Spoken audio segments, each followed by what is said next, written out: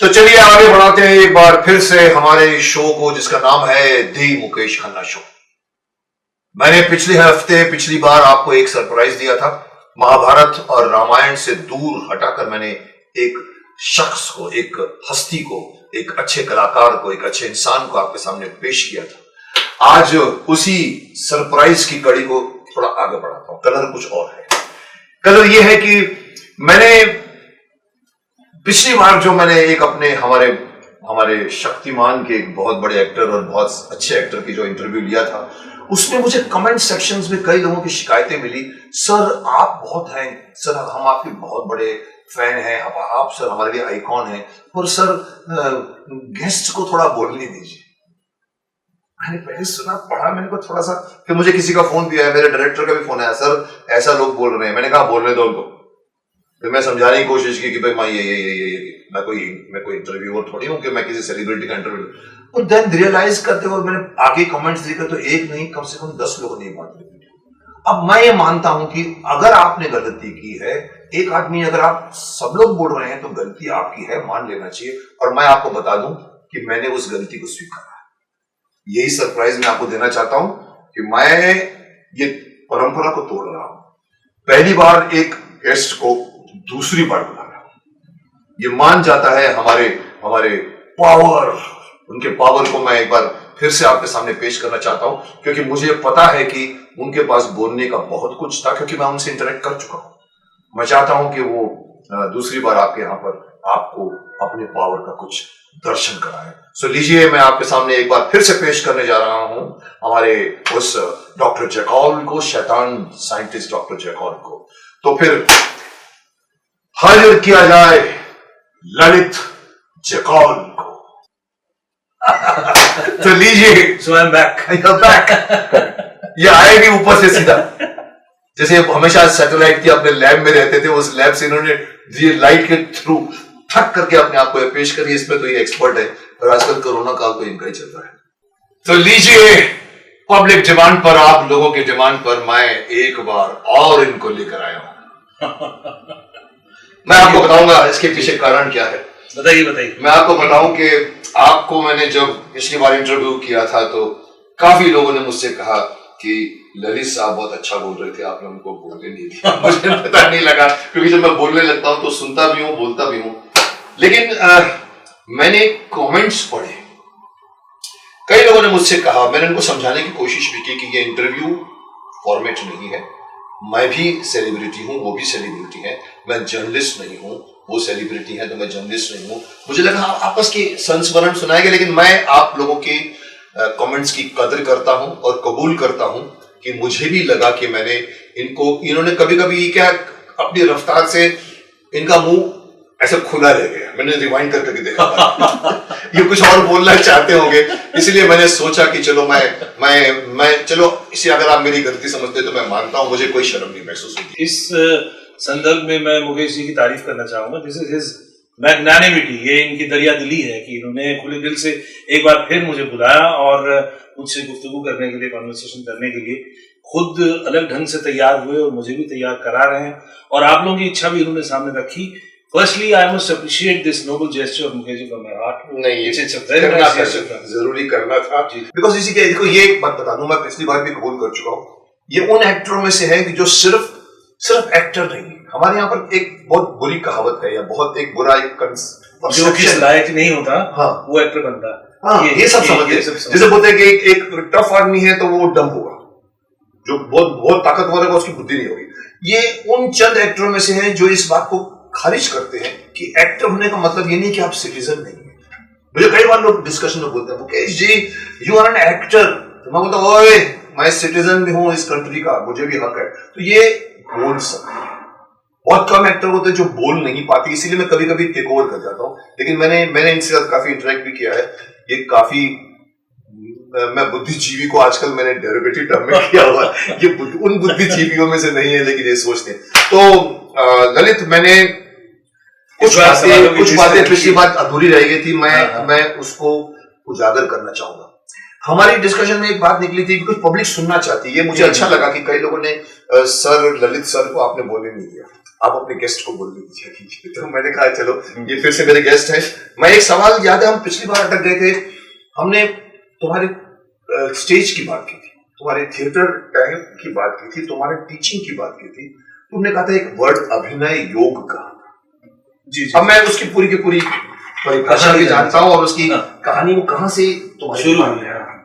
अभिनय योग वर्ड कहाँ से? हाँ बिल्कुल बिल्कुल, ये सवाल जो लास्ट टाइम रह गया था, उसकी डिटेल में इसके कई लेवल्स हैं। तो उसमें सबसे पहले तो ये है कि मेरी जो जीवन में जर्नी रही है एज एन एक्टर, वो 18 साल की उम्र में शुरू हुई है। लेकिन मेरी एक पैरेलल जर्नी रही है जो करीब 27-28 साल की उम्र में शुरू हुई as a student of Indian philosophy, Indian spirituality, yoga, tantra and all these alternate therapies में उसका बड़ा अच्छा स्टूडेंट रहा। मेरे को जब एक्टर थे तभी हाँ। अच्छा, उसकी वजह क्या थी वो बात की बात है। तो बेसिकली योग और तंत्र में मेरी रुचि बहुत रही। उपनिषदों का अध्ययन, भगवत गीता का अध्ययन, भारत के जितने प्रमुख शास्त्र है उनका अध्ययन, और सबसे मजेदार बात गुरु की खोज। मैं उस उम्र से जी बहुत अच्छे से खोजा हूँ और अलग अलग स्कूल से गुजरा हूँ, जिसमें प्रमुख रहे हैं रामकृष्ण मिशन, चिन्मय मिशन, इवन इस्कॉन, वेदांत मिशन, आर्य समाज। इवन मैंने सुना कि तुम आनंद मार्ग, मैं उसके बाद जुड़े हुए थे। अल्टीमेटली मैं एक ऐसे सिस्टम में पहुंचा जिस संस्था का नाम आनंद मार्ग प्रचारक संघ है, और उनके गुरु श्री श्री आनंद मूर्ति जी हैं, उनके बताए हुए सिस्टम को मैंने जीवन में अपनाना शुरू किया और मुझे कुछ रिजल्ट्स मिलने शुरू। उनके बारे में कुछ हाँ, उनके बारे में बात पहले अभिनय योग की चर्चा करूंगा। जो आप शक्तिमान में कुंडलिनी की चर्चा करते रहे, 7 चक्रों की बात करते रहे, उसको मैं आनंद मार्ग में प्रैक्टिकली हम सीखते थे और प्रैक्टिस किया हमने जीवन में। उसके बाद कुछ अच्छे नतीजे भी मिले हमें। मतलब मैं ये बड़ी बात नहीं कहूंगा कि समाधि के कुछ ऐसे अनुभव और स्मरण है हमारे पास। तो उसी दौरान मुझे ये ख्याल आया कि अभिनय भी एक प्रकार का योग है। हाँ, और जो हम प्रॉपर योगिक सिस्टम में सीखते हैं, खासकर ये 8 जो स्टेप्स हैं पतंजलि योग के, यम, नियम, आसन, प्राणायाम, प्रत्याहार, धारणा, ध्यान, समाधि, ये अष्टांग योग की बात है। तो यम, नियम, आसन, प्राणायाम तो हर कोई सीख लेता है, और फिर प्रत्याहार से हम इनवर्ड जर्नी में जाते हैं। मैंने ये पाया कि जो मैं एज एन एक्टर काम ही कर रहा था हमेशा, मैंने पाया कि एज एन एक्टर जब हम प्रैक्टिकल वर्क करते हैं, एक सीन कर रहे हैं, कैरेक्टर कर रहे हैं, एक मोनोलॉग कर रहे हैं, तो हम सबसे पहले प्रत्याहार का ही अभ्यास करते हैं अनजाने में। प्रत्याहार का मतलब है कि withdrawal of mind from the external world. आप अपने मन को, हाँ, इंद्रियों को बाहरी जगत से हटा देते हैं। मैं अभी यहाँ पे अगर आप मुझे एक सीन दे करने के लिए मोनोलॉग दे, तो सबसे पहले मुझे अपने मन को हटाना पड़ेगा, बहुत जरूरी है ना। फिर धीरे धीरे अपनी तमाम इंद्रियों को, मन को, बुद्धि को, समझ को उस सीन की आत्मा में ले जाना पड़ेगा। मोनोलॉग के अंदर जाना पड़ेगा। राइटर ने क्या, उसके लिए कंसंट्रेशन चाहिए और फोकस चाहिए। और धीरे धीरे जब मैंने समझा उसके भीतर क्या मूड है, भाव है, रस है, उसको पहले अपने अंदर मैंने तैयार किया। तो ये प्रत्याहार के बाद आता है धारणा। धारणा योग में वो अवस्था होती है जब हम अंतर जगत में किसी एक पर्टिकुलर ऑब्जेक्ट पर ही फोकस करते हैं, धारण करते उसको। हाँ, उसको धारण। तो यहाँ पे अभिनय क्रिया से हम उस मोनोलॉग को या उस दृश्य को धारण कर लेते हैं। और अगर हम कैमरे के सामने प्रैक्टिस कर रहे हैं, तो आप देखिए, आप खुद एक अच्छे एक्टर हैं, आपको कितनी चीजों को याद रखना है। ये स्पेस है, ये लाइट है, ये को एक्टर है, इसका क्यू है, अपना डायलॉग है, फिर यहाँ मूवमेंट है, फिर यहाँ पे ट्रॉली चलेगी या क्रेन चलेगी, इस मार्ग पे आना है। So you are so focus. ये धारणा की विधि है। और इसी धारणा को अगर हम दूसरे तरीके से भी अपनाएं तो हमको अच्छा लगेगा। वो जो अभिनय करते हुए में अच्छा लगता है ना, उसकी सबसे गहरी वजह ये है बिकॉज आपको माइंड दुनियावी चीजों से हट जाता है और आप बहुत फोकस्ड हो जाते हैं। एक्टर का मजा असली में ये मैंने पाया। ये बहुत आइडियल चीज मैं कह रहा हूँ। ये पैसा और नेम एंड फेम सेकेंडरी की बात इंप्रूवमेंट कर रहे हो। हाँ, और आप एक ऐसे जोन में चले जाते हो जो एस्थेटिक जोन कहलाता है। योग में इसी को अतिमानस कोश कहा गया। अब बातों में मैं अतिमानस कोश कहते हैं इसको। जैसे एक अच्छा रिसर्च स्कॉलर भी जब अध्ययन करके कोई बहुत नई चीज निकालता है ना, कोई चाहे वो साइंटिस्ट हो, चाहे वो आर्टिस्ट हो या म्यूजिशियन हो, वो भी अतिमानस कोश के अंदर घुस के ही काम। मतलब ये समथिंग सिमिलर टू अतिमानस। जैसे मैं एक याद है, जब मैं शक्तिमान बनाने के लिए तैयारी करने के लिए मैं एक गुरु के पास गया था, धीरेन्द्र ब्रह्मचारी जी के गुरु थे, और मैंने उनको पूछा कि मैं चाहता था कि मुझे बताइए कुंडलिनी है कि। तो मैंने एक मिनिस्टर के पास गया था कि मुझे दूरदर्शन से बात करा। तो मैंने एक बात करी तो बोलते हैं ये सुपर जो आप शक्तिमान बना रहे हो ये तो हमारे यहाँ पर अतिमानस का कॉन्सेप्ट है पतंजल में। अतिमानस तो सुपरमैन। जी जी जी, ओके आगे वो तो है ही है। तो इस तरह से मैंने ये रियलाइज किया कि ध्यान जो है आगे की क्रिया है, अभिनय से ध्यान नहीं सीखा जा सकता, ध्यान आपको अलग से सीखना पड़ेगा जिसमें कहीं मंत्र की आवश्यकता है, पर अभिनय से कुछ आप उसकी तरफ बढ़े। तो मैंने ये पाया कि अगर हम ऑर्डिनरी आदमी को भी थोड़ा सा अभिनय की ट्रेनिंग दें, थोड़ा सा अभिनय की शिक्षा दें, तो वो कॉन्सेंट्रेटेड व्यक्ति बन सकता है।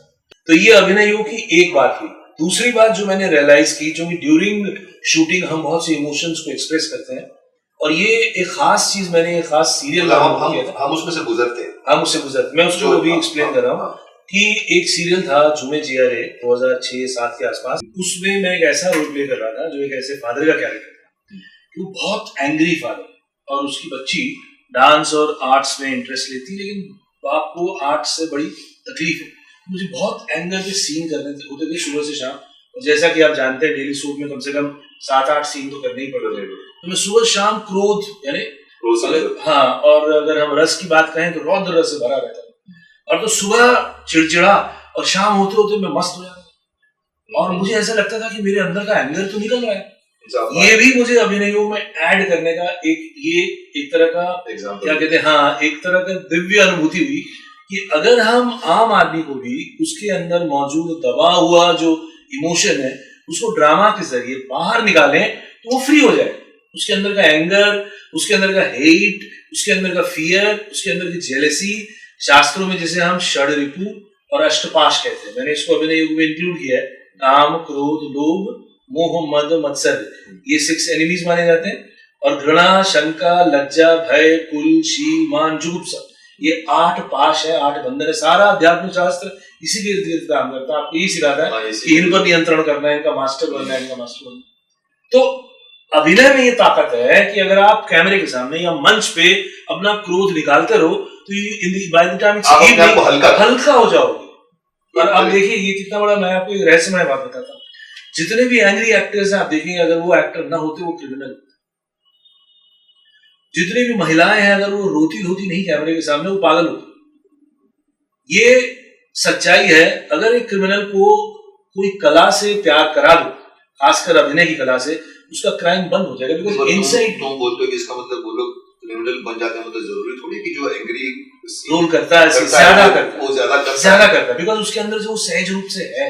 और हमारे जितने भी विलन से अच्छे इंसान है वो, ये भी बहुत मशहूर बात है। प्राण साहब हुए, रंजीत, सब अच्छे इंसान, इसलिए कि उन्होंने अपना एंगर निकाल दिया। हाँ, अदरवाइज वो क्रिमिनल बन जाते अगर वो इतने गुस्से में। उनके अंदर का जो डेविल है वो चैनलाइज हो गया, ब्यूटी चैनलाइज हो रहा है। They were, or nature gave them the chance or opportunity to channelize their negative energy. So this negative energy, if it is channelized in a nice way through art, one can become a better human being. तो अभिनय में कैसे use करते हो? यही through monologues and scenes. मैंने अपने research में मैंने कुछ ढेर सारे मोनोलॉग्स और सीन बनाए हैं, और वो इन्हीं षड्रिपु और अष्टपाश पर, और जिनका रिजल्ट है रस क्रिएट होना चाहिए। रौद्र है तो रौद्र रस क्रिएट होना चाहिए, तोड़ फोड़ ये वो उठा फेंक वो ड्रामा में तो कैमरे के सामने कर सकते हो। एक्टर को फ्री छोड़ देते, लेकिन मोनोलॉग देते हैं उसको, इस तरह उसको तैयार करा, रियल फील करके करो। हाँ, ठीक, इस तरह से, और वो करते हैं और हल्का लगता है, अच्छा लगता है। ये मैंने बहुत सक्सेसफुली होते हुए देखा है, लेकिन ये बड़े पैमाने पे मैं कर नहीं पा रहा हूँ। उसी तरह मैंने ये पाया कि जितने हमारे ये षड्रिपु अष्टपाश है, ये हमारे किसी नजदीकी रिश्ते में, किसी फादर सन रिश्ते में, किसी हस्बैंड वाइफ रिश्ते में, किसी गर्लफ्रेंड बॉयफ्रेंड रिश्ते में, किसी मदर सन रिश्ते में, किसी मदर डॉटर रिश्ते में, किसी ब्रदर ब्रदर रिश्ते में, किसी ब्रदर सिस्टर रिश्ते में, किसी नेबर नेबर रिश्ते में, किसी बॉस और जूनियर के रिश्ते में, अगर आप पाएंगे तो जीवन है तो रिश्ता ही ना, मतलब ये सब इमोशंस वहीं आते हैं। अगर मान लो एक आदमी का साइको एनालिसिस करो, उसके अंदर बहुत गुस्सा, तो क्यों है? शायद बाप ने उसको वो करियर नहीं करने दिया जो चाहता, या बाप ने छोटी उम्र में गलत शादी कर ली। अब गलत शादी से पीड़ा से भरा हुआ बेटा है, हमेशा कुंठित है, फ्रस्ट्रेटेड है, मेरे बाप ने ऐसे किया, मेरे बाप ने ऐसे किया। तो अभिनय योग आपको पहले तो उस बाप के प्रति जो आपकी घृणा है उसको ड्रामा के जरिए निकालने की एक विधि से चैनलाइज कराता है, उधर फेंका देगा। पहले नेगेटिव सीन कराता है, फिर पॉजिटिव सीन कराता है। तो मैंने जो सीन कि बाप के साथ गले मिलो, ऐसा सीन बना कि आपने बाप की गलती को क्षमा भी कर दिया और साथ ही साथ आपने पैचअप किया, बिकॉज उससे भी वो अच्छे हार्मोन पैदा होते हैं ना, पुरानी हिंदी फिल्मों की खूबी थी कि वो ऐसे फिल्म देखो तो इतना अच्छा लगता था। वो पैचअप सीन कराते थे। गलती है शुरू में तो क्लाइमैक्स में आते आते विलन जो है पैर पड़ लेता था या चेंज हो जाता था। ये खूबी थी, बिकॉज ड्रामा की यही ताकत है कि विलन जो है या आपके अंदर का जो डार्क फोर्स है वो चैनलाइज होना चाहिए, वो चेंज होना चाहिए। और सारी आध्यात्मिक ट्रेनिंग जो है वो यही है कि बुरे को अच्छे में बदलो। आपके अंदर जो बदलाव है वो आपकी बुराई को ही तो ठीक करना है। कोशिश देखिए बच्चों के साथ भी लोग ये पेंटिंग वेंटिंग जो करवाते हैं वो कोशिश यही होती है कि आर्ट के जरिए, ड्राइंग के जरिए हम आपके भीतर जो इसकी एनर्जी को चैनलाइज सही बात। ड्रामा में ये ताकत है, ये मैंने रियलाइज किया after going through my spiritual training and I found कि अगर हम अभिनय को ऐसी दिशा दें, जिसका मैंने नाम रखा अभिनय योग, तो ये एक व्यक्ति के निर्माण में सहायक हो जाए। मतलब तुमने उसका प्रैक्टिकल एडवांटेज निकालने की कोशिश की एक्टिंग का। हाँ। और ये बात तुम्हें कैसे मालूम पड़ी? अभिनय करते वक्त मालूम पड़ी या आध्यात्मिक दोनों के मिश्रण? हाँ, दोनों के मिश्रण। तुमने आध्यात्मिक मार्ग पे जो मैं चला उस दौरान भी मैं अंदर से इन षड्रिपु और अष्टपाद से गुजर रहा था। और तुमको लगा कि एक्टिंग में भी हमारी करते रहते हैं, तो तुमने उसको दोनों को मिक्स किया। अभिनय, इसलिए मैंने इस तरह अच्छा नाम दिया। मैं समझता था कि अभिनव योग, बट अभिनय योग मतलब योग। हाँ। अभिनय भी एक तरह का योग है और इस तरह से करें तो मेरी ये कोशिश रही, जो मैंने भी एक्टिंग वर्कशॉप और जिस स्तर पे मैंने अपने एक्टिंग क्लासेस चलाने की कोशिश की कि अभिनय से हम एक बेहतर इंसान बने। अभिनय से बेहतर, जो कि अभी फैशन है कि अभिनय से हम जल्दी जल्दी क्या बोलते हैं, बड़ा आदमी बने, स्टार बने, पॉपुलर बने, शॉर्टकट मेथड से जल्दी पैसे कमाएं। तो ये दिशा में भी मैं चाहता हूँ एक काउंटर मूवमेंट शुरू, पैरेलल मूवमेंट शुरू हो कि हम अभिनय से बेहतर इंसान बने। और जरूरी नहीं कि वो आदमी जो सीख रहा है वो प्रोफेशनल एक्टर बने, वो उसको एक शौकिया रख सकता है। इस हिसाब से तुमने अपनी एक्टिंग सिखाने के लाइन में बढ़ चले तो दाढ़ी बड़ी आध्यात्मिकता के टाइम पर या? हाँ, मैंने एक ऐसा फेज से मैं गुजर रहा था। आपने बीच में जिक्र किया था ना कि मुझे क्लास में चाहिए था, तुम्हारे को बुलाया था, तुमने दाढ़ी बड़ी बने के देखी। हाँ। एक्चुअली दाढ़ी बढ़ाने के पीछे कारण सिर्फ टीचर नहीं था, दाढ़ी बढ़ाने के पीछे फिल्म का कोई रोल नहीं, रोल बिल्कुल नहीं था। जैसे अमिताभ बच्चन जी का था वो। नहीं, मैंने तो बल्कि उस वक्त शूटिंग से थोड़ा ब्रेक लिया था और मैं फुल फ्लेजेड टीचिंग कर रहा था। असल में मैं उस वक्त कुछ ऐसी साधनाएं कर रहा था जिसके लिए मुझे मेरे जो सीनियर्स थे उन्होंने कहा था कि आप कलर न करें और जैसे हैं आप प्रकृति के सामने, मतलब जो आपके मतलब छुपाने की कोशिश न करे वो। हाँ, खिजाब नहीं लगे। हाँ, जैसे पूरी वाइट जी। तो मैं कुछ तंत्र के कितना टाइम रहे ऐसा? करीब 3-4 साल में ऐसे था। क्या फील किया 3-4 साल? बहुत अच्छा लगा, अच्छा रहा और बहुत हल्का था। देखिए, अभिनेता बन के हमको थोड़ा सा, अगर हम प्रोफेशनल एक्टिंग दुनिया की बात करें ना, थोड़ा सा हमें अपने आप को एक नकली दुनिया के लिए तैयार करना ही पड़ता है, इसको हम माने या नहीं माने। We have to become somebody else. तो उसका एक all the time we are trying to become somebody else। उसका एक नेगेटिव, बट उसका कोई हमको फायदा नहीं है, उल्टा नेगेटिव हो जाता है। पैसे कमाने के लिए उसको पॉजिटिव कर दिया उसको। क्योंकि मैंने यहाँ पर कई एक्टरों को ये बोलते सुना है कि हम तो सिर्फ एंटरटेनर्स हैं, वी आर नॉट मसीहास। एब्सोल्युटली, मैं इस मामले में अपनी बात कहना चाहूंगा। एंटरटेनमेंट से मेरी जो पूरी जर्नी रही है, इसको मैं कई जगह ऐसे बोलता हूँ कि आर्ट के प्रति, खासकर अभिनय के प्रति मेरी दृष्टि कैसे बदलती गई। आपने बोला एंटरटेनमेंट, जब मैं 18, 19, 20 का था तब मेरी दृष्टि यही थी, आर्ट फॉर एंटरटेनमेंट, यानी एक्टिंग फॉर एंटरटेनमेंट। जब थोड़ा सीरियस स्टूडेंट बना, दुनिया भर का थिएटर पढ़ रहा हूँ, सीख रहा हूँ, कर भी रहा हूँ, दुनिया भर का सिनेमा देख रहा हूँ, समझने की कोशिश भी कर रहा हूँ, तब ये चेंज हो गया कि आर्ट फॉर आर्ट से, जो आर्ट फॉर आर्ट से, तो जैसा है जीवन उसको वैसा दिखाओ। वो एंटरटेनिंग हो भी सकता है, नहीं भी हो सकता। तो उसमें खासकर जो यूरोपियन फिल्मों का प्रभाव था या यूरोपियन ड्रामा का प्रभाव था, उससे इफेक्ट होके मैंने ऐसा मानना शुरू किया था। लेकिन जब मेरी योगिक ट्रेनिंग शुरू हुई, यूं कहेंगे इंडियन फिलॉसफी का असर हुआ, तो मैंने पाया art is for spirituality, art is for blessedness, art is for spiritual growth. Okay, art is not for entertainment and in past we have done it. I seriously studied a lot about Natya Shastra और मैंने पाया जो मैं अभिनयों की बातें कर रहा हूँ इन्होंने संस्कृत में कर दी। मैं बड़ा खुश हुआ। हाँ, नाट्य शास्त्र में इस तरह की ही चीजें हैं वहां पे। हाँ, बिल्कुल। और मैंने पाया उन लोगों का एम ये वही था, आपने माइथोलॉजी के जरिए, अपने हीरो के जरिए, अपने कथानक के जरिए आप यही इस तरह का ही ड्रामा बनाते थे कि रस का संचार हो और वो रस ऐसा हो कि थेरेपेटिक हो जनता में, प्रजा में, या जो देखने वाले लोग हैं उनके ऊपर। किसके लिए थेरेपेटिक? खुद के लिए या समाज के? दोनों के लिए। देखने वालों के लिए, और करने वाले की तो थेरेपी हो ही जाती है। करने वाला कुछ नहीं सोचता है। हमारे यहाँ यही कहा जाता है कि समाज का दर्पण है फिल्में, तो लोग ये समझते हैं कि हमारी वजह से। जैसे आपने तुमने अच्छी बात बोली है कि आपने शक्तिमान किया, तो शक्तिमान का आनंद लिया ना आपने, आनंद भी लिया, तो उसका मुझे कुछ फायदा मिला होगा। डेफिनेटली मिला है। आपने एक ऐसा लार्जर देन लाइफ कैरेक्टर किया। प्रोसेस की बात कर रहा हूं, सक्सेस की बात नहीं। मैं कबूल करता हूं। मतलब मेरी when you were performing, when you were into that role, अगर आपने एक विकेट आदमी का रोल किया होता तो उसकी विकेटनेस आपके अंदर कहीं घुस जाती और असर करती है या नहीं भी कर सकती। एक अच्छी बात बोलूंगा तुम्हें, मैं बचपन की बात कर रहा हूँ कि मुझे अभी तुम्हारी बात से याद आई कि मैं ये आज तक है कि मैंने आजकल तो फिल्में देखनी कम कर दी, पर मुझे याद है जब भी मैं 3 घंटे की फिल्म देख के थिएटर से निकलता था ना, तो मुझे एक तरह का नशा रहता था, एक तरह का एक अच्छी फीलिंग होती थी ना, मतलब एनर्जेटिक फीलिंग होती थी कि जो बाकी टाइम पे कुछ नहीं होती। फिल्म देखा तो फिल्म के बाद में थोड़ा सा एक ना बॉडी का सोचने का तरीका एक पॉजिटिव हो जाता था। और वो इज इट ट्रू? भैया इट हैपेंस बिकॉज़ आप उस एस्थेटिक जोन में चले गए और साथ ही साथ आप अपने आप को भी उधर कल्पनाशील से आता है। हाँ। पर अच्छा लगता है मेरे को। अच्छा मतलब मैं देखा अपनी बॉडी वाइज, जैसे तुम बोल रहे हो खुद को फायदा होता है, मुझे फायदा होता है। मैं जब फिल्म देखता हूँ तो फिल्म देख के मैं थोड़ा सा क्रिएटिव होकर निकलता हूँ, दिमाग मेरा क्रिएटिव। जी वो तो होगा। हाँ। तो ये फायदे हैं। तुमने फाइंड आउट किया कि एक्टिंग करने का मतलब ये नहीं कि हम सिर्फ समाज के लिए दे रहे हैं, उसको करते करते। तो ये तुम एक बात मानोगे ललित की, जैसे देखिए मुझे अभी तुम जब एक्टिंग करने की तुम बातें कर रहे हो तो मुझे याद आ रहा है मेरा फिल्म इंस्टीट्यूट का, उसमें एक डायरेक्टर ने किसी को रोल दिया था। वो वहां हमारी डिप्लोमा फिल्में बनती थी, तो वहां एक रोल एक आदमी जो मरने वाला है और वो उसने टोटली बहुत सीरियसली बनाया था, रियलिस्टिकली। वो लड़का, उसका नाम नहीं लूंगा मैं, मेरे से सीनियर था, एक सैमिल्टन के बैच का था। वो लड़के ने वो फिल्म की तो उसके बाद में महीनों तक वो डिप्रेस घूमा। ये एक्टिंग की शक्ति है ना, ऐसा करना चाहिए लेकिन इंसान को कि घुस जाना चाहिए उसमें। मैं नहीं मानता, मैं ये मानता हूँ कि शराबी का मतलब ये नहीं कि आप थोड़ी शराब। हाँ, तो लेकिन उसकी अपनी जो इफेक्ट पड़ता है, हाँ इफेक्ट पड़ेगा। तो यही है कि हम उसका पॉजिटिव निकलना।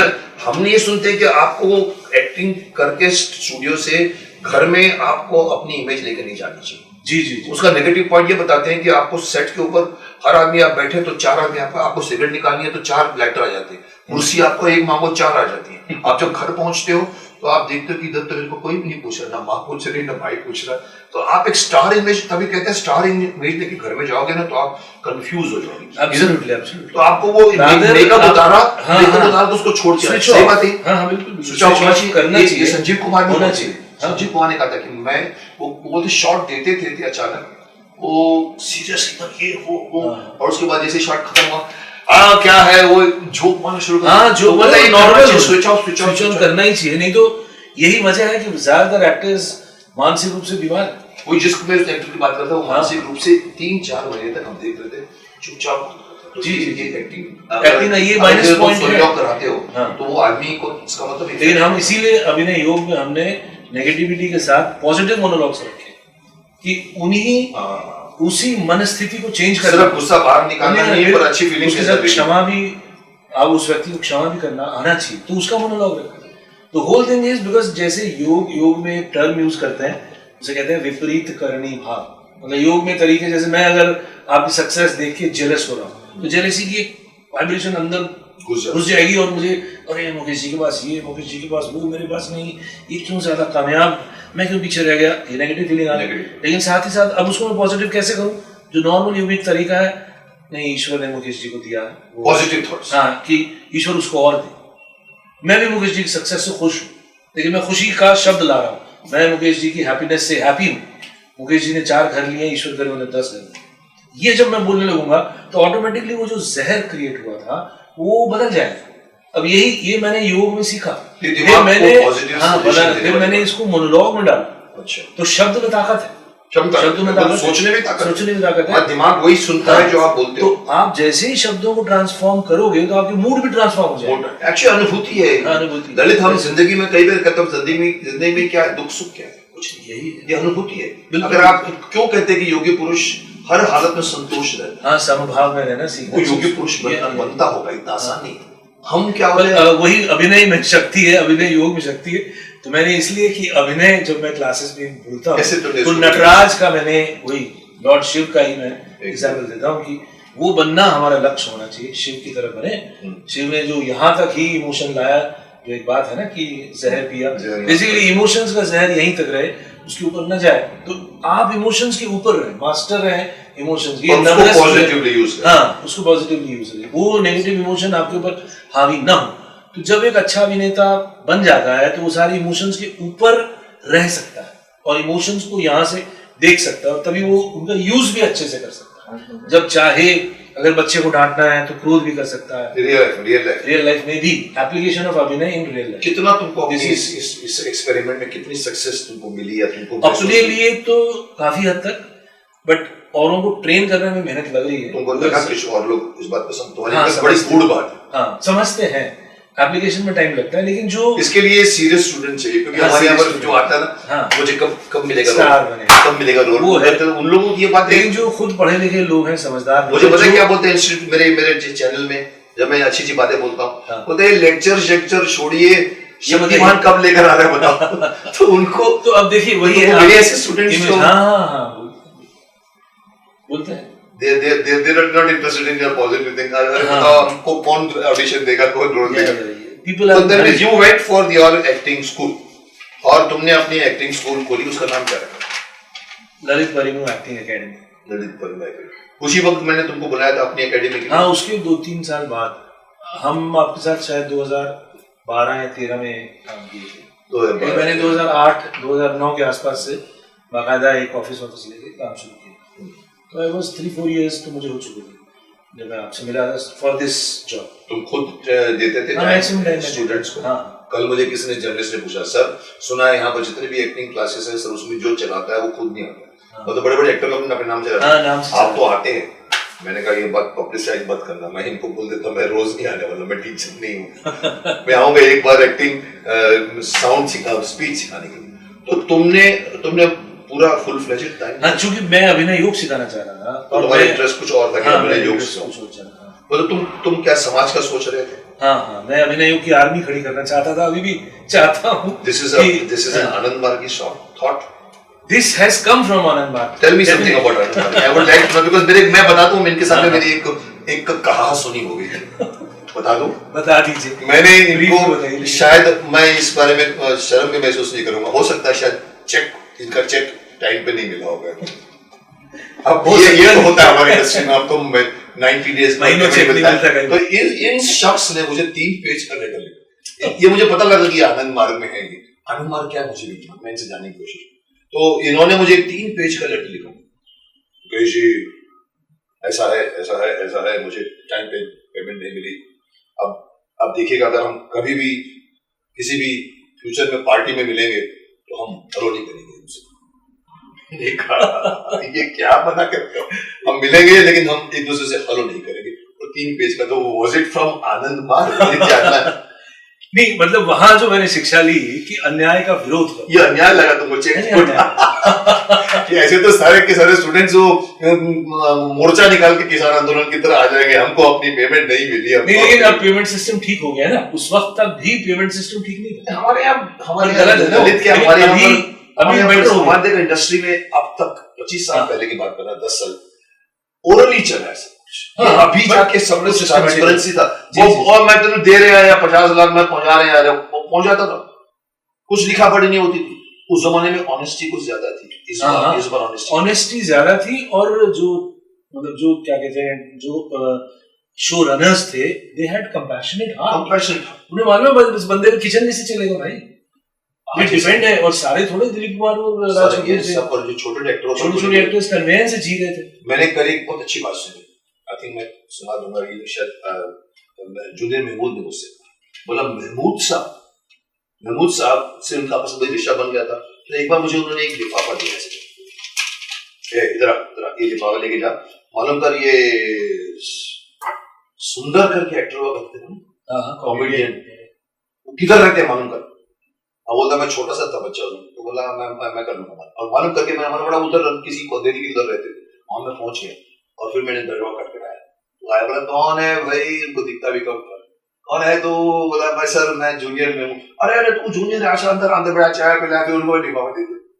लिफाफा लिया, बोला ये आपको महमूद साहब ने कहा कि किसी का प्रोड्यूसर का पेमेंट मांगता है, वो प्रोड्यूसर को पेमेंट में कुछ मिला दे, ये मतलब काफी भारी है।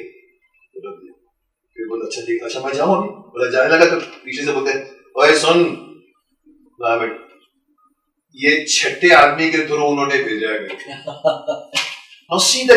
महमूद साहब ने कहा था कि उनको पैसों की जरूरत होगी, हाँ हाँ, अपनी तरफ से देना कौन कर रहा है? वो थी जैसे थिएटर में अभी नहीं, थोड़े समय पहले तक एक फैमिली फीलिंग रहती है, फीलिंग होती थी, बैठ के जो हम लोग प्रोड्यूसर है डायरेक्टर है उसको ही ख्याल रखता है कि ट्रक पे बैठ जाते थे। आज तो जब तक हाँ। तुझे नहीं आएगी तो बैठेंगे नहीं, बहन नहीं होगा तो नहीं होगा। जी जी जी, ये तो है ही।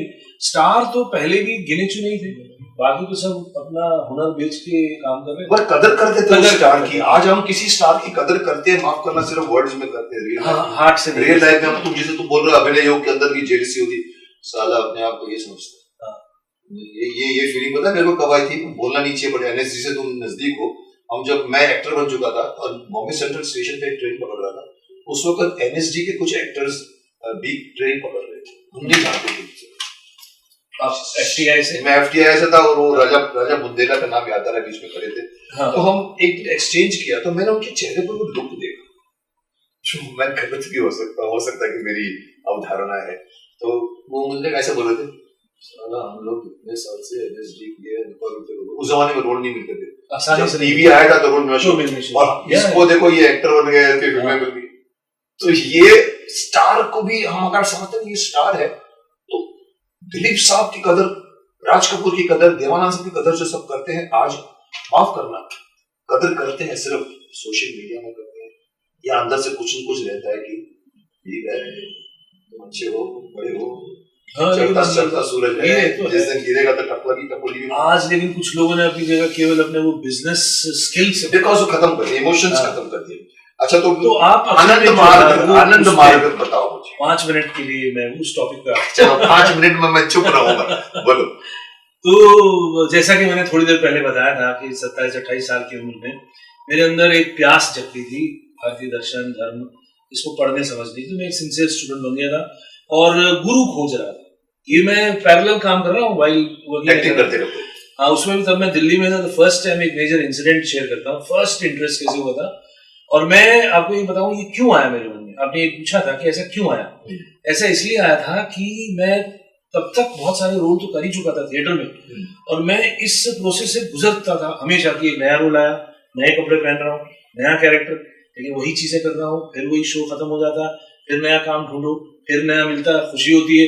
मैं सोच रहा था मेरा जीवन ऐसे ही गुजर जाएगा क्या? हाँ एग्जैक्टली। भगवद गीता में जैसे अर्जुन विषाद कहते हैं ना, विषाद से गुजरा। और मुझे लगा कि अरे फिर मैं बम्बई तो मुझे जाना ही है, अगर वहां तब तक मैं ऑटोग्राफ भी साइन कर लेता था। क्या हुआ अगर मैं अमिताभ बच्चन जैसा भी बन गया, थोड़े पैसे और कमा लूंगा, लड़कियां और पीछे पड़ जाएंगी, और क्या होने वाला, जीवन तो बेकार ही जा रहा है। क्या यही है होल लाइफ, यही होने वाला है, यही पर्पस है, क्या यही पर्पस है, इसीलिए आया हूं मैं नीचे। एग्जैक्टली। ये थॉट बहुत तेजी से घर कर रहा है। एक शूट के लिए जा रहा था मैसूर, तब तक हम लोग ट्रेन से ही चलते थे, ट्रेन में सफर कर रहे हैं और एक स्टेशन में उतरा नीचे, वहां मैं एक स्टॉल ऐसे ही चलते फिरते किताबें पढ़ने का तो शौक था ही, तो एक रामकृष्ण मिशन का एक स्टॉल था, वहां विवेकानंद की 4 किताबें, कर्म योग, ज्ञान योग, राजयोग, भक्ति योग, ये 4 किताबें 25 रुपए में, बड़ी सस्ती सी, एक अलग नहीं चारों 25 रुपए। तो मैंने ऐसे ही ले ली, मैं चलो अब ट्रेन का सफर भी कटेगा और उन शूटिंग्स भी आराम से होती थी, महीने भर का शेड्यूल था, पढ़ने का वक्त मिलेगा। मैंने पढ़ा और मेरे दिमाग में मुझे मिशन दिखाई दिया जीवन। ये जो विवेकानंद बोलता था, मतलब लिखे हुए नहीं, उसके लेक्चर्स जो थे, इंस्पायरिंग जो टॉक्स थी, उपनिषद के बारे में जो बोल रहे थे, भगवद गीता के बारे में, वेदांत के बारे में, तो मुझे लगा जीवन का मकसद तो ये आत्मज्ञान। पहली बार समझ में आया। हाँ, पहली बार लगा कि एक्टिंग तो साला मामूली सी चीज है भाई, ये करो या नहीं करो कोई फर्क नहीं पड़ता, ये बन जाओ यार, you can become god, you are children of immortal bliss, strength, each and every page of Upanishad talk of strength. तो क्योंकि जब आदमी विषाद में होता है, अपने खुद की जब विषाद में होता है तो थोड़ा डिप्रेसिव होता है, जिसमें तो आदमी लगेगा क्या यार दुखी जीवन जी रहे हैं, ये आदमी जो है आपको जगा रहा है। तो यहाँ से मेरा स्पिरिचुअल टेस्ट डेवलप। ओके। तो पहले मैं रामकृष्ण मिशन वालों से ही मिलता रहा। मिले तुम जाके? हाँ, बंगाल में? नहीं दिल्ली में, हर जगह इनके ये है। और बम्बई आया तो खार में जाता था, वहाँ के सन्यासी मुझे टीवी में देख चुके थे, खुश होते थे।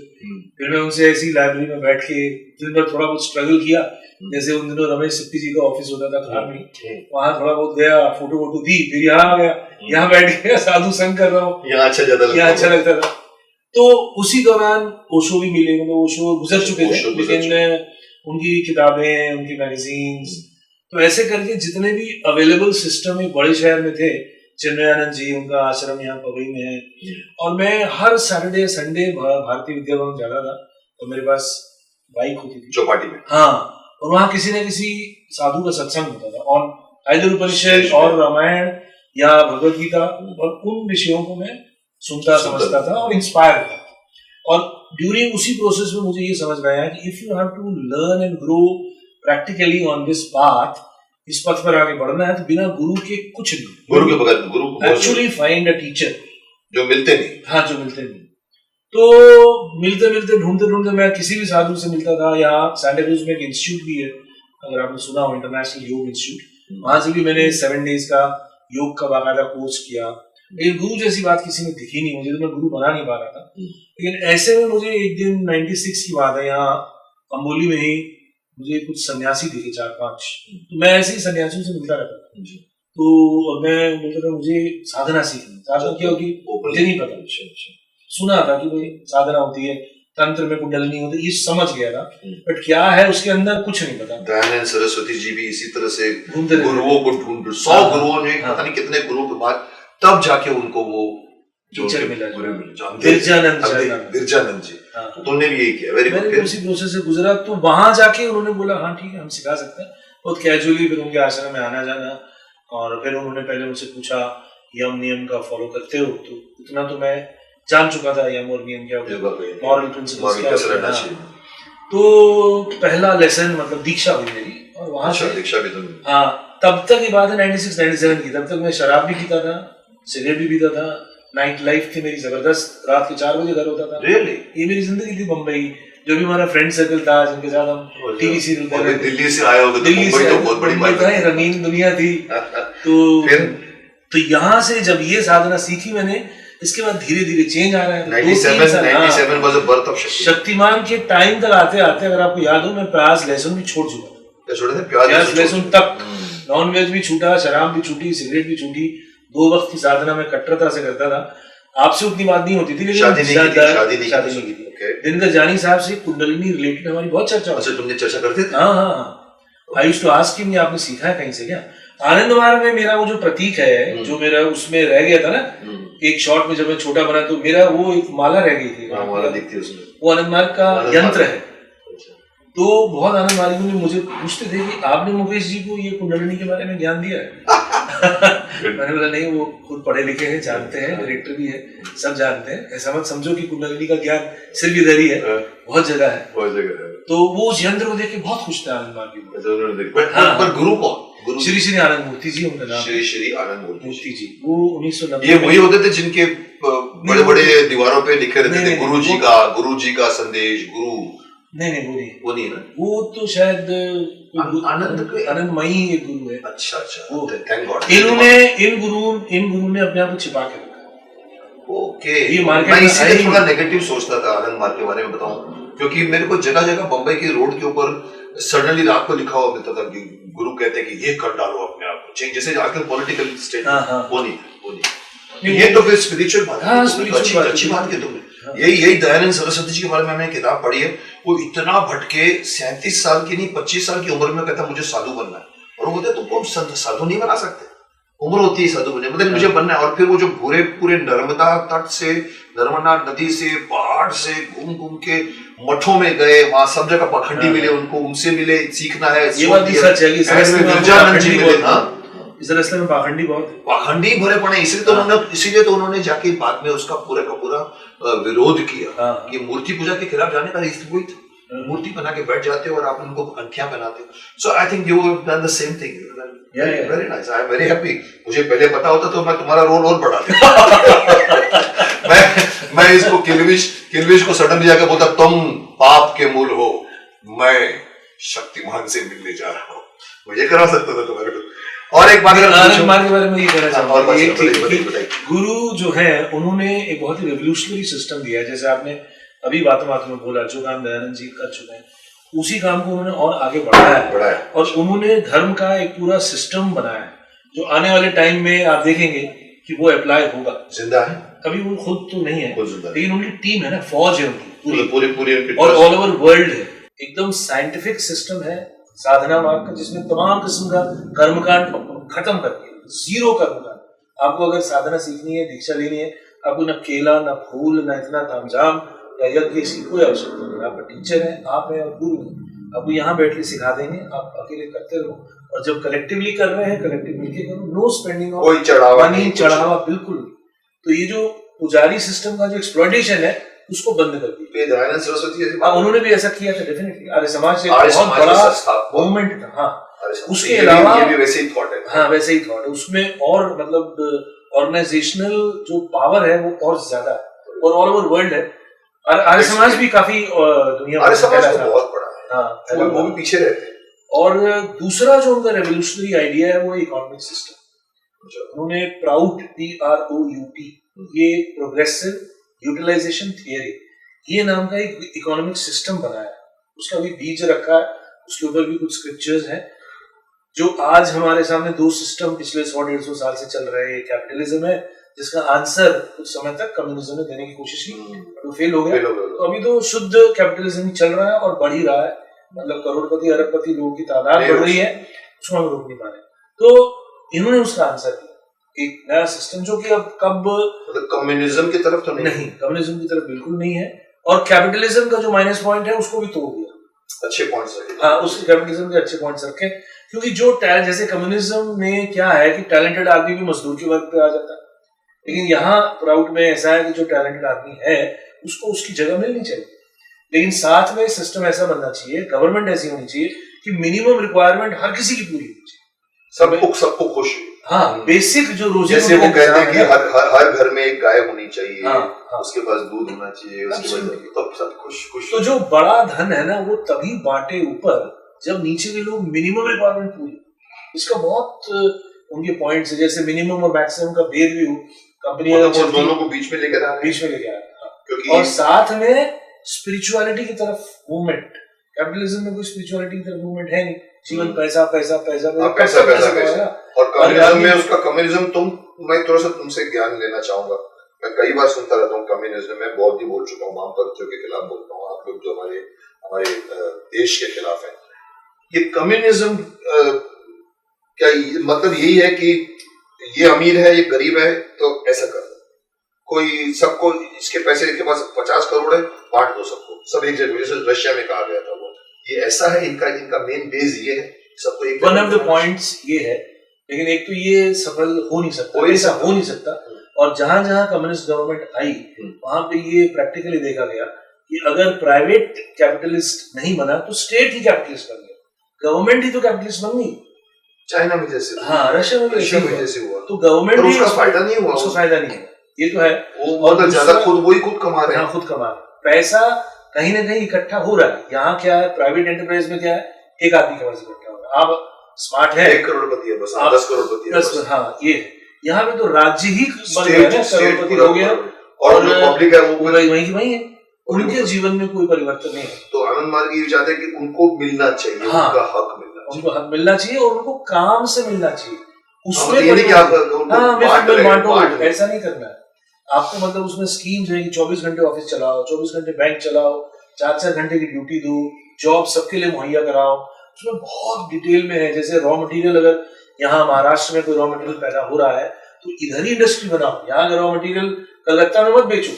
गलतियां यहाँ इकोनॉमिक्स की ऐसी है, मतलब इन्होंने गुरु का जो ऐसा रिसर्च है, अद्भुत रिसर्च है, अगर वो इम्प्लीमेंट हो जाए तो जो पास्ट में था भारत वो लौट आए। But are they connected with the शासन? No, they are not connected because कैसे शासन is चीज तो शासन के थ्रू होती है। तो इनके पास अपना पॉलिटिकल एक एजेंडा है और पॉलिटिकल पार्टी है जिसको वो प्रोटेस्ट ब्लॉक ऑफ इंडिया के नाम से कहते हैं। अभी तक उसकी कोई बहुत पूछ है नहीं। मैं भी इनकी तरफ से इलेक्शन लड़ने की सोच रहा था एक टाइम में, लेकिन मैंने देखा फंड्स ही नहीं है। एक तो अपने पैसे खर्च करवा और फिर जहाँ लोग 4 करोड़ खर्च कर रहे हैं वहां 1-2 लाख में इलेक्शन लड़ के क्या करोगे? कुछ नहीं होता, मनी सेंटर्ड है इलेक्शन। मन सेंटर्ड है पूरा। हाँ, तो आप एक एक चीज, एक एक वोट बिकता है, एक एक वोट बिकता है, एक एक वोट बिकता है। आपके जुलूस में 500 लोग आ रहे हैं तो हर आदमी को 100 रुपए मिले, 100 तब आते हैं, 1000 हो गया। बन के आते हैं। तो तुमने अभी वो वक्त आया नहीं है, लेकिन मतलब हम ये आशा रखते हैं पर ये लोग के बीच ऐसा होगा। लेकिन हम उसका अभी का जो बेनिफिट ये है कि जैसे मेरे जीवन में जब मैं 18-20 साल का था, तुम्हारे जीवन में क्या हाँ, कि मैं प्राउटिस्ट हो गया। मैं स्पिरिचुअल एनर्जी से, स्पिरिचुअल थिंकिंग से मेरे अंदर वो पागलपन खत्म हो गया कि मैं बहुत पैसा चाहिए और इतने घर चाहिए, तो मैं थोड़े में मस्त संतोष, हाँ, तुमको मिल गया अपने काम। और मुझे जरूरत नहीं है कि मैं 30 दिन शूटिंग करूं, मैं 8-10 दिन के काम से मस्त खुश हूँ। और बाकी टाइम में अपना ये अभिनय की फ्री क्लासेस करूं, कुछ लिखूं, कुछ पढ़ूं, शांति से जीऊं। There is no need for mad rush for money. तो तुमको कैपिटलिस्ट से कम्युनिस्ट नहीं बना दिया? नहीं, कम्युनिस्ट बिल्कुल Proutist. I will call myself Proutist, PROUTIST।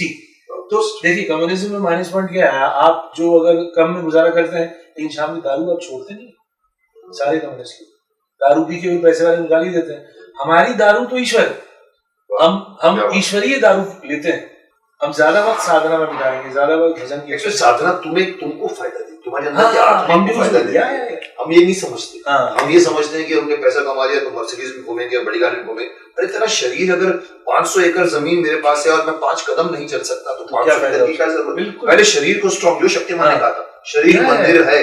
शरीर तो शरीर में आध्यात्मिकता भी नहीं चलती। प्राउड ये कहता है कि 4-6 घंटे से ज्यादा आपको रुपया पैसा कमाने के लिए खर्च नहीं करना चाहिए। 4 घंटे 5 घंटे से ना, बाकी टाइम आप कला की सेवा करो, स्पोर्ट्स में वक्त बिताओ और धर्म साधना करो। समाज से इसके लिए अच्छा, ये समाज के लिए है, तो व्यक्ति और समाज दोनों के लिए।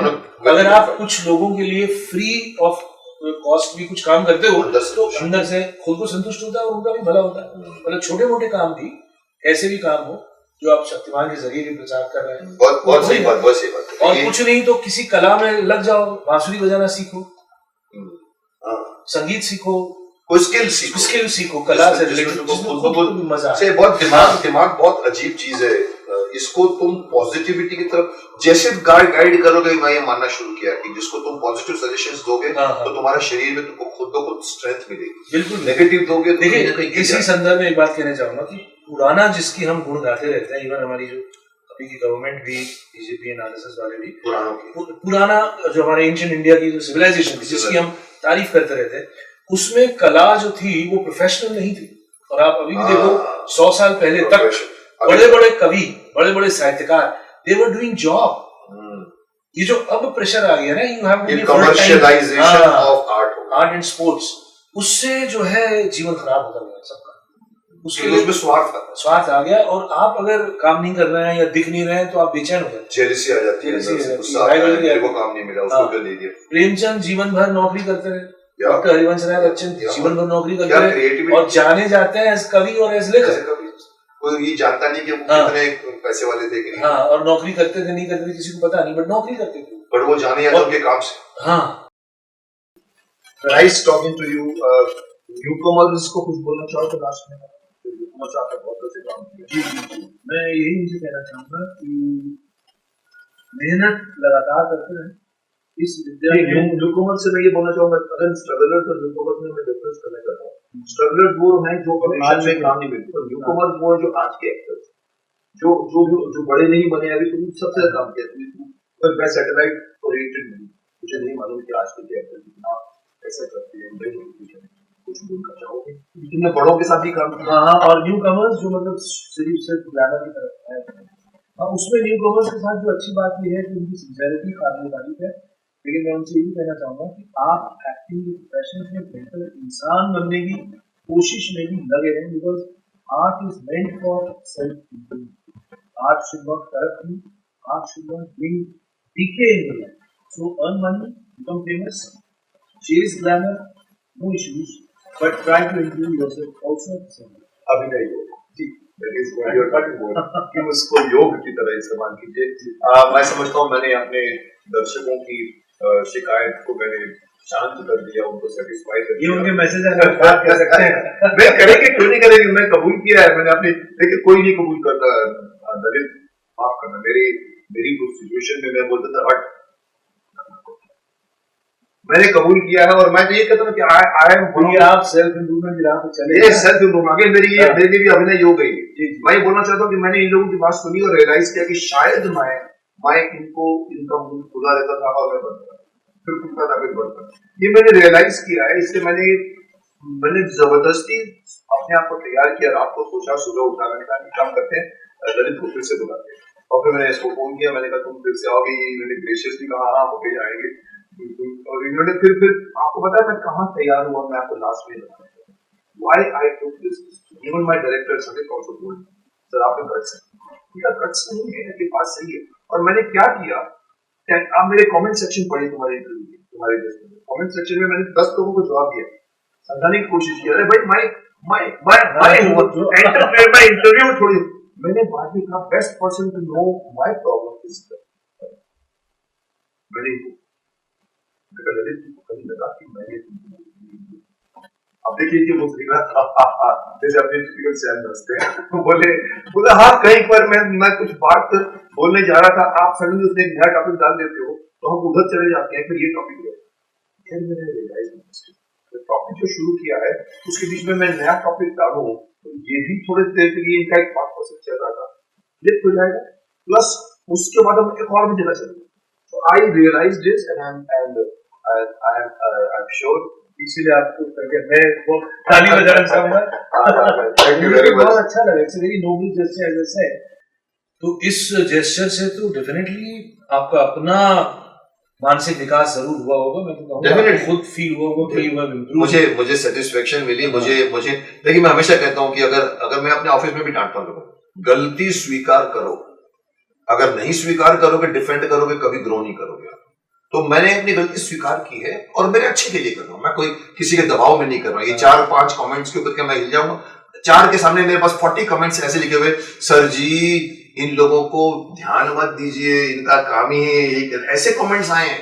तो मैं उनकी बात मान जाता, लेकिन मुझे लगा नहीं, मुझे ललित को एक बार फिर बुलाना चाहिए, क्योंकि उनके पास बोलने की बहुत सी चीजें हैं जो मैंने रोक दी। जरूरी नहीं हर एक्टर के पास बोलने की चीजें होती हैं, बट ये गुजरा है।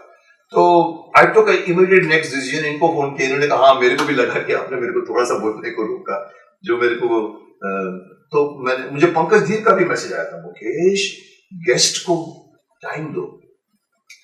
मैंने कहा मैं गेस्ट नहीं किया, मेरा वो अल्टीमेटली मैंने किया।